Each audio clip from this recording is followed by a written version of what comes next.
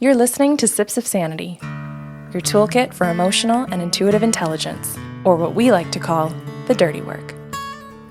Let's do it.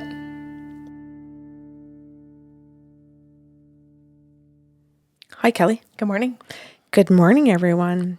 This is your July Sips of Sanity series, and the topic I chose is responsibility and accountability. The two. And I'm going to give you an outline from Monday to Friday so you know what's coming each day. Monday, we're going to do what responsibility is, what accountability is, like a definition, and some examples of each one. Tuesday, we are going to talk about what are your responsibilities. So we're going to invite you to listen to the list we've created and then also come up and add, as we go through that, what you think are some of your own responsibilities. Wednesday, we're going to talk about the 3 types of responsibility. Thursday, we're going to talk about accountability. And Friday, we're going to talk about knowing your limits for what you are responsible for and what we can create when we are healthy individuals and how to execute our responsibilities and accountabilities. In other words, like what's in it for me. Okay. Yeah? Ready to go? Mm-hmm. Okay, so today's Monday, clearly. So we're going to talk about what responsibility is by definition and then accountability and give you some examples of each. And I'm going to try my freaking darndest to keep this to 10 minutes for each of the shows as promised. Because I typically we run over. Oh, she lumped we in there. Good start for personal responsibility, Karen.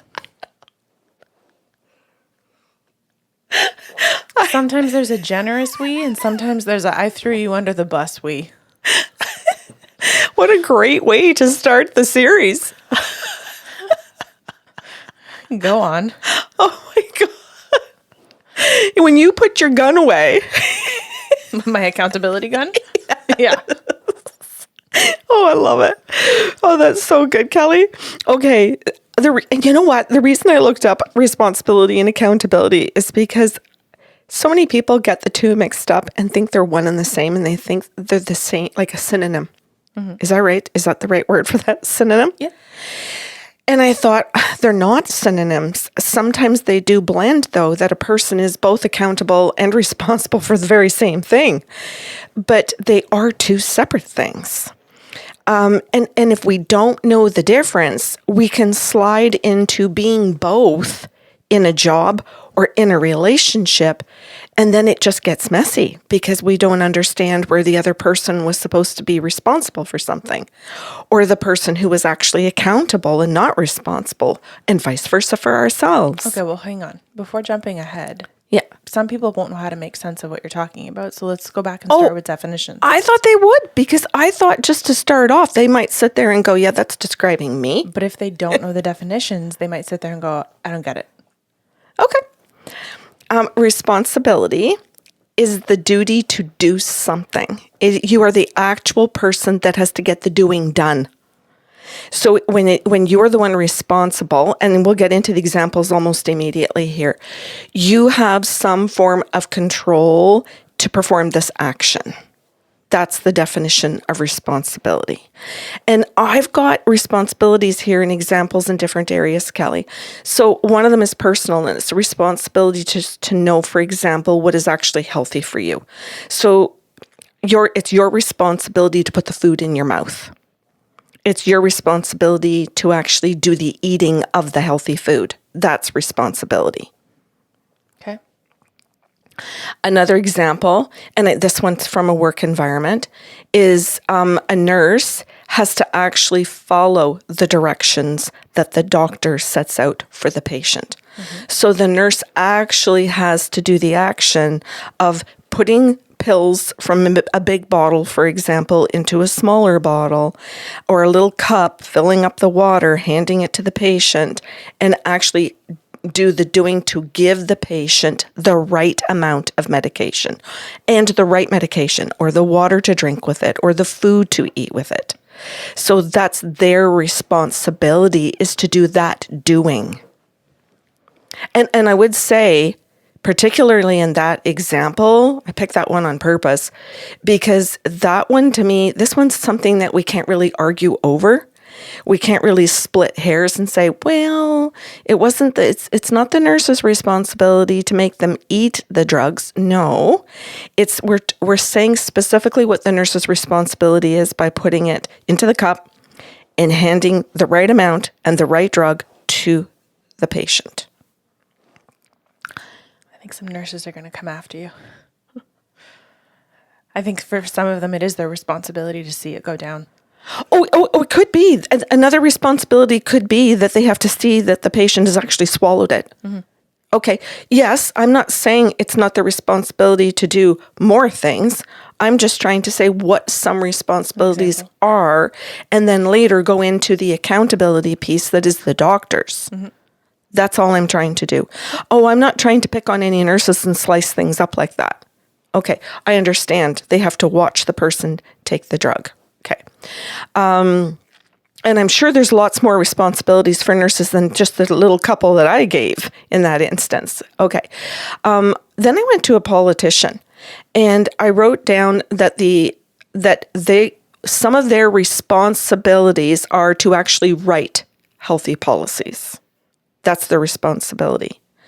It could also be their responsibility to know what the needs and wants and hopes and dreams are of the people who voted for them, and make sure that what they write is actually in alignment with what their people need.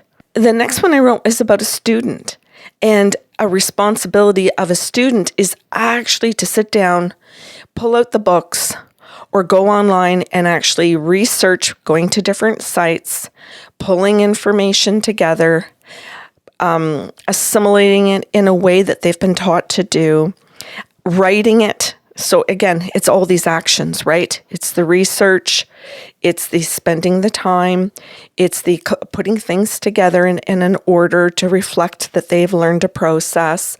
And then it's actually to make it legible, whatever that means, however their teachers have said, to fall within whatever guidelines they were given to do. So it's all the doing. And that doing might mean that they're using a 14 font. The doing could be double spacing. What are you laughing at? It's a 12-point font, but go on. What's a 12-point font? 14 are usually subtitles and headers. Oh, is that why you gave the look? I was like, oh man, she's out of touch. Or she needs bifocals to make it all look like a 14 font. I read 10 fonts just fine. Good for you. I have trifocals. I can read in 3 fonts. Go on. Okay. I just know some of our listeners might really understand the bifocal, totally. The glasses, and the trifocal situation, and have a good and pick my side in that fight. Mm-hmm. And hand it in when the teacher says. It's also the student's responsibility that say they can't hand it in when they're supposed to. It's their responsibility to say to the teacher, I can't make this on time. I'm not going to make this deadline. To be able to say to the teacher up front, I will not be able to. What can you and I discuss? Because I'm still researching, I'm still writing, and I'm handing it in.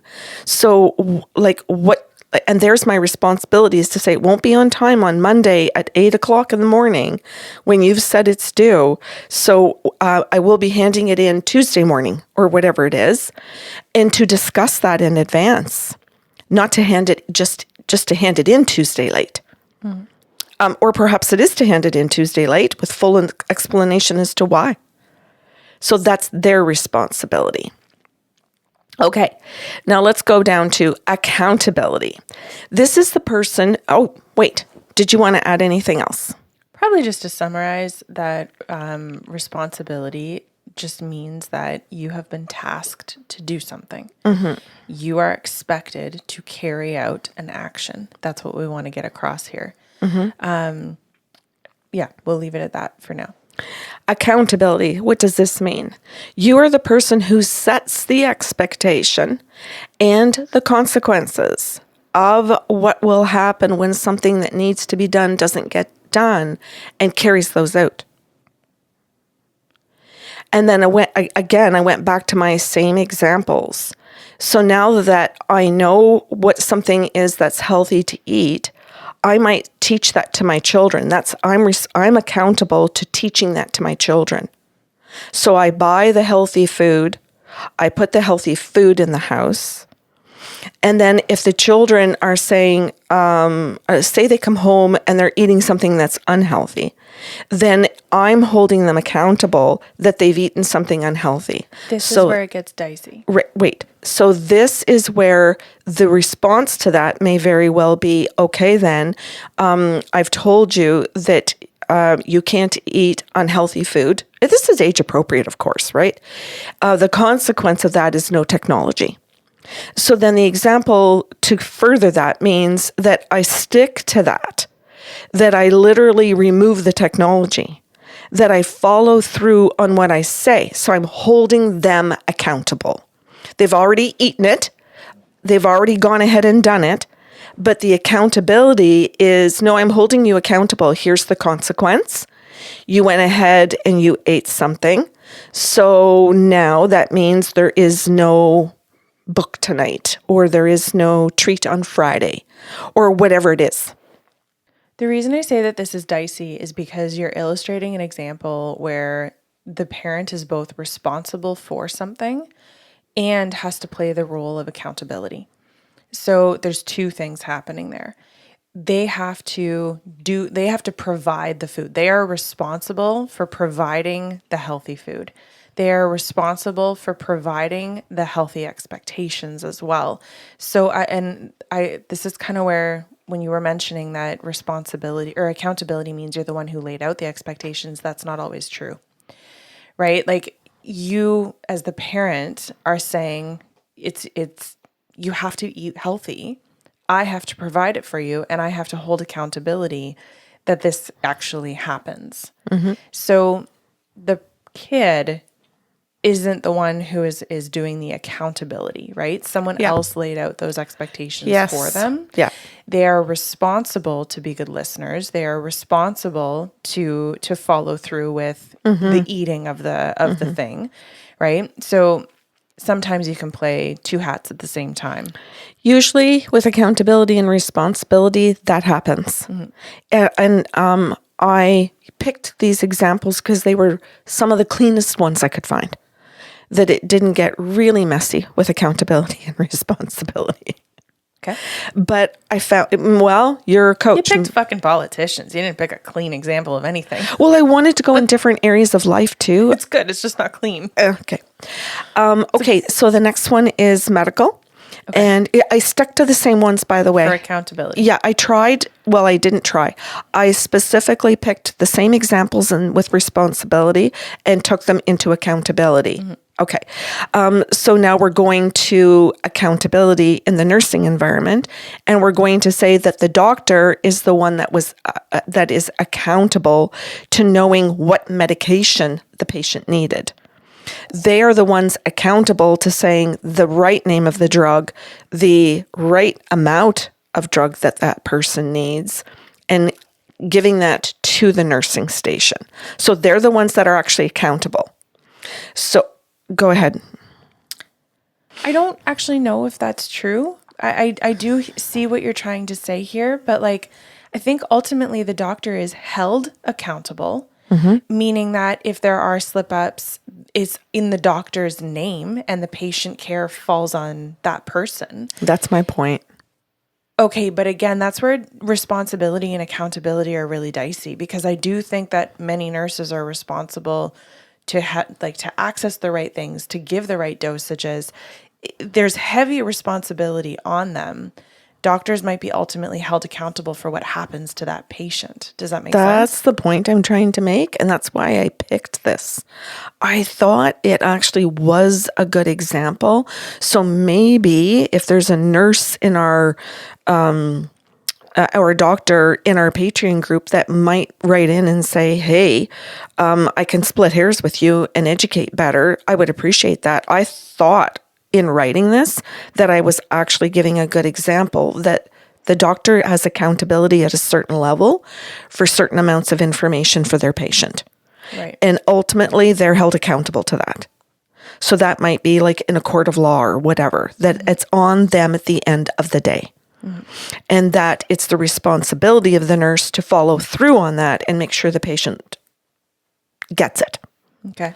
And that nurse then is held accountable by the doctor that it's done. Or if not, like they're the ones where the buck stops. That was why I picked them. Okay. And if I'm wrong, someone can absolutely correct that when you guys do your discussion. Okay. Hopefully I did a good enough job trying to explain where there's a little, like where there really is a difference in a work environment as to that responsibility stops at some level and that management or a person above has it at accountability to hold someone else responsible to doing something. Okay, that's the whole idea here. And then what I wanted to say after that, or to add to that, is that if that doesn't happen, say the nurse decides, no, that's wrong, and they make the mistake, it's still the doctor, or I guess, held accountable to some degree that they have to be able to speak to the nurse and say, this is what I ordered. This is what even if they're wrong, this is what I ordered. It has to come back to somebody. Okay. And that's the point in accountability, is that there is a level of it stops here, and I'm the one that has to hold other people accountable to the decision that is made, the choice that is made, the action that needs to occur. Okay. And I guess I could have, used a coach, like on a team. I could have used other examples. I didn't realize that one was going to get that messy, but okay. And then, well, maybe this one's going to get a lot worse. The politician. I wanted to say that the politician is held accountable by voters. And now I know the point that I'm trying to make here is that if the voters didn't pay their taxes, when a politician isn't held accountable, then voters would have a way to say, no, we are actually holding you accountable. We're not going to pay our taxes if you are not accountable to what you said you were going to do for us. And that was the example that I wanted to use, because it was holding them accountable to a better way than we currently are. And anyway, that was that example. I think, you know what? As much as I hate that you did use this example, it's probably really great in the sense that it's explaining to people why we might be so angry, frustrated, confused, etc. Yes. Because there is an overall lack of accountability in life right now. Right. And maybe there's a lot of people delegating responsibilities because they don't want to be responsible, and they also don't want to do the holding of accountability. Right. And systems do exist in place where accountability doesn't exist. And so we don't really have a well-oiled machine. That's exactly why I did this series. Because of what's going on in our society with accountability and responsibility. It's exactly why I picked in personal life raising children and teachers and healthcare and politics. It's exactly why I did this series. Okay. Because people are upset and are angry and don't know what to do, and they're not responding healthily sometimes, what we're seeing in social media. And that's the other reason I picked this as the series, because of what social media is trying to show, to hold people accountable, but in unhealthy ways. And what I'm trying to say and help people with here is to say, no, there's accountability, responsibility, and we can do this in healthy ways. And teach it to our children in healthy ways. Okay, the next one is the teacher. And this is where they can hold the student accountable by being the teacher, to handing in the assignment by giving the date and the time, by giving the font size, by saying how many pages or words, by saying what the topic is and the expectations, by teaching it, by giving them the tools to do it properly. And they can also encourage them. They can answer questions. They can guide them and give them all the things they need to be able to do it properly. And then for the student and students, because there's always going to be a student, I think, in teachers' careers that can't hand it in for a variety of really good reasons. So what is your policy in a healthy way to be able to help those students problem solve when I can't hand something in or do something the way that I was instructed to do it? So that's the teacher's responsibility to say how they're going to hold their students responsible, how they're going to hold them accountable. Pardon me, how they're going to hold them accountable. So if it is going to be late, perhaps then here's my policy. If it's handed in the second day, it's minus 5% or whatever it is. So they teach that. They teach by being accountable, they teach it to their students as well. Do you have anything to add? Nothing to add. Okay, thanks, Kelly. Tuesday, we're going to do what are your responsibilities? And don't forget, you might want to come with a pen and paper to this one so you maybe get some ideas. What are your responsibilities? Or maybe as you're hearing some of your own pop into your own mind, and you might want to jot some of them down.